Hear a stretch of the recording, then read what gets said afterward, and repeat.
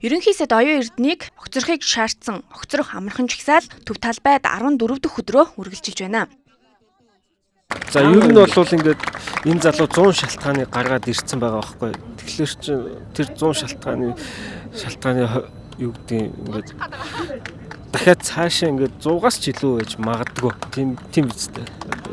Тэгэхээр энэ огцох амархан жагсаалдаг одоо нэгдсэн гэх юм аа. Бүхэлдээ хүн амьдрах боломж болцоо хуулийн одоо энэ хэрэгжилт тийм ээ хүний амин зуулга ажил орлоготой байх эрх амьд явах эрх тийм үү хүн одоо ирээдүйдээ итгэлтэй байх хэн бүхэн ямар ч юу байхгүй баталгаа байхгүй тийм үү төр юу их хэвээр гэрээсээ гараад онголдоод унчихгүй сайхан зам байх хэрэгтэй. Энэ залуучуудын хүүхдүүд ямар ч асуудалгүй сургууль цэцэрлэгтээ явах тэр сургууль цэцэрлэг нь байх хэрэгтэй байна. Ажил орлоготой байх тийм ээ бизнес их тэр таатай орчин тэр татварыг бүрдүүлэх шаардлагатай. Нэг өдөр одоо нэг дарга нь гарч ирэл өөрийнхөө боцныг шууд хэрэгжүүлээл тий тэр нь одоо үнэхээр атомд өрөвгөчтэй мөнгө мө ерөөсө бодох юм байхгүй судалгаагүй тийм үү айгуу цээжний пангаар энэ улс төр засаглаж байгаа нам явж гин гэж би хардгийг. Одоо энэ миний бүтээл бол ерөнхийдөө нэг бидний цаг хугацаа боломжийг хулгайлсан хүмүүс одоо энэ төрд орсноо өгч байна гэдэг санаатай. Тэгээ бид нар эх орныхоо энэ төв зэг дээр нь байж одоо тэмцээд шудраг байдлыг нэх ёстой, зөв байдлыг нэх ёстой. Тэр бид нар одоо эрхээ эдлээд үнний төлөө ер нь тэмцэж явах хэрэгтэй гэдэг үднээс энэ бүтээлээ гээд одоо энэ жагсаалтаа оролцож байна. Жагсаа айгүй олон жагсаал цуглаан болж байгаа юу байгаа.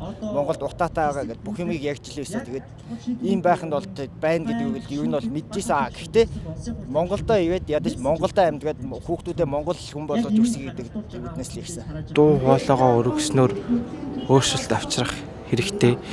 Тэгээд би бол энэ хийж байгаа юмыг зөв л гэж бодож байна. Угаасаа ингэж чимээгүй байгаад ах юм бол ямар ч өөрчлөлт гарахгүй. Мөн 126 гишүүнтэй анхны парламентыг тарахыг шаардаж иргэд төв талбайд жагслаа. Шаардлага нь улсын хурлыг тараая. Улсын хурлыг бүгдийн тараасан тохиолдолд бид нар өөрсдөө засгаа бүрдүүлээ, өөрсдөө улсын хурлын гишүүнийг 126 хүнийг тэжээж зовжсноос 36 хүнтэй байхад бид нар болохгүй гэх асуудал байхгүй.